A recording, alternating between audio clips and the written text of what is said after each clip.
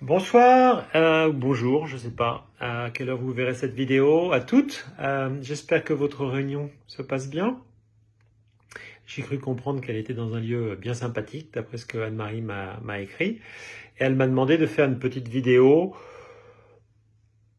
pour être parmi vous et puis pour peut-être résumer les choses que j'avais mentionnées lors de mon discours à Leeds, à Austin, puisque nous sortons d'un lead qui a été chargé d'une incroyable positivité et d'un niveau d'énergie phénoménal.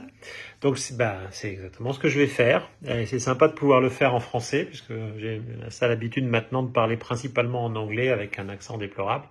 Et donc ça me fait bien plaisir de pouvoir faire une petite vidéo en français. J'espère aussi pouvoir vous voir dans la réalité bientôt au Canada et particulièrement à Québec. Mais si ça n'est pas le cas, je vais quand même faire un petit résumé de ce qu'on essaie de faire en ce moment avec Beauty Counter et vous jouez un rôle majeur là-dedans. Donc la première chose que je voudrais vous dire, c'est vous remercier et vous dire que vous devez être très fiers de tout ce que vous faites pour Beauty Counter. Très sincèrement, on essaie de poser notre pierre à l'édifice et de faire que le monde soit un petit peu meilleur. Alors on résout pas tous les problèmes du monde, mais enfin on fait quand même en sorte de vendre des produits qui sont beaucoup plus sains pour les femmes qui les adoptent. On est 10 ans après toujours bien en avance par rapport à tous nos concurrents, j'en dirai un petit mot. Et donc je vous remercie vraiment et je pense que vous devez vraiment être très fiers de ce que vous avez fait jusqu'à maintenant. Alors ce que j'ai expliqué à Leeds, c'est que il y a eu j'ai utilisé l'expression un chapitre 1 qui a été créé par Greg et où Beauty Counter s'est mis en marche. Donc c'était une première phase de croissance. Et là, on est en train de passer à un deuxième chapitre, et il y en aura sûrement beaucoup d'autres, qui est extrêmement positif, extrêmement enthousiasmant. Et je crois qu'il faut vraiment que vous ayez confiance dans le prochain chapitre et que vous soyez enthousiaste parce que on va en faire des choses fantastiques ensemble. Donc, il n'y en a pas un qui est mieux que l'autre. Le deuxième chapitre va être probablement ancré dans pas mal de croissance. L'ambition que nous avons, c'est de tripler en quelques années la taille de la société. Ça rendrait la société vraiment très grande. Ça ferait en sorte que la société soit à peu près au même niveau qu'une marque comme Clinique ou comme Kiehl's, pour vous donner des idées ou des références. Et on a l'intention de faire ça, avec qui ? Avec vous, on va faire ça tous ensemble, le siège à Santa Monica et toutes les équipes au travers de l'Amérique Nord et en particulier, bien sûr, au Québec, où on est en plus un petit peu sous-développé, où donc il va falloir faire un petit peu plus d'efforts pour être à niveau. Alors, pourquoi est-ce qu'on est très confiant qu'on va réussir à tripler la taille de l'entreprise ? D'abord parce qu'aujourd'hui, on ne fait que gratter la surface, comme disent les Américains. Grosso modo, en Amérique du Nord, on a à peu près 4% des femmes nord-américaines qui essaient nos produits. C'est probablement même plus bas que ça au Québec. C'est bien entendu très marqué par notre présence aux États-Unis. 4%, c'est quand même pas beaucoup. Pour une société qui dit qu'elle va mettre des produits plus sains dans la main de toutes les consommatrices, n'atteindre que 4% des consommatrices américaines, c'est pas terrible. Donc on a un énorme potentiel de croissance. Pour vous donner une idée, des marques comme Clinique, Bare Mineral atteignent 25% des consommatrices en Amérique du Nord.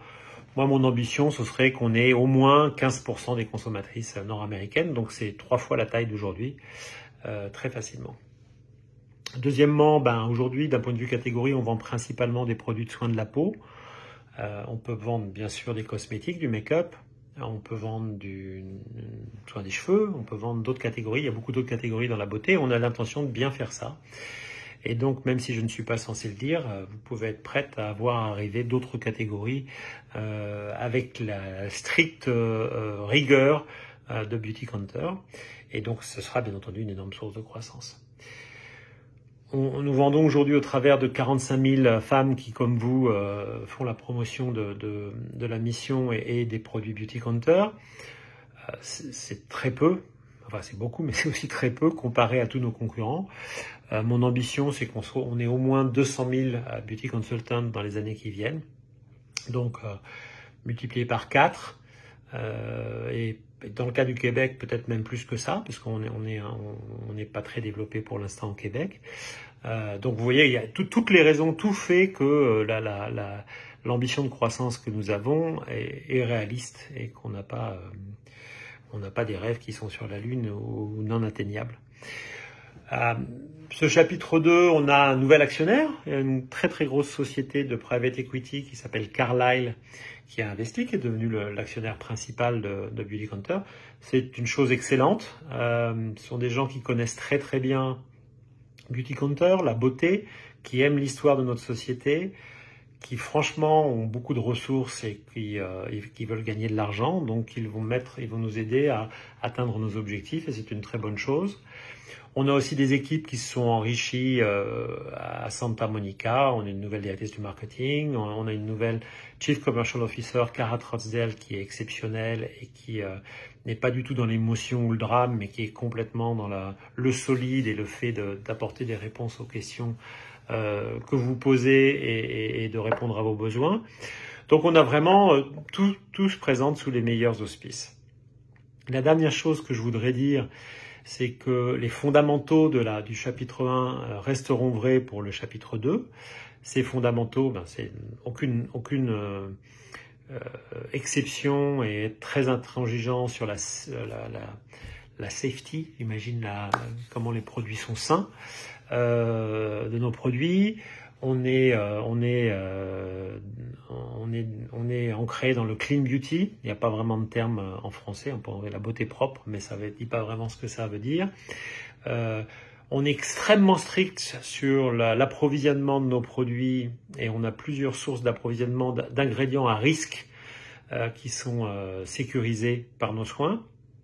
Nous testons beaucoup plus que tous nos concurrents. Il faut que vous sachiez que nous testons tous les ingrédients des produits Beautycounter et on les teste sur une grille qui couvre 23 risques de santé. Personne sur le marché de la beauté ne fait ça. Et enfin, nos produits sont efficaces, ils fonctionnent et la combinaison de toutes ces choses, franchement, est unique. Si vous ajoutez à ça notre militantisme auprès de Washington et auprès de votre congrès canadien pour faire évoluer les lois, ça donne une combinaison que personne d'autre n'a. Alors, il y a 10 ans, on disait qu'on était les pionniers du clean.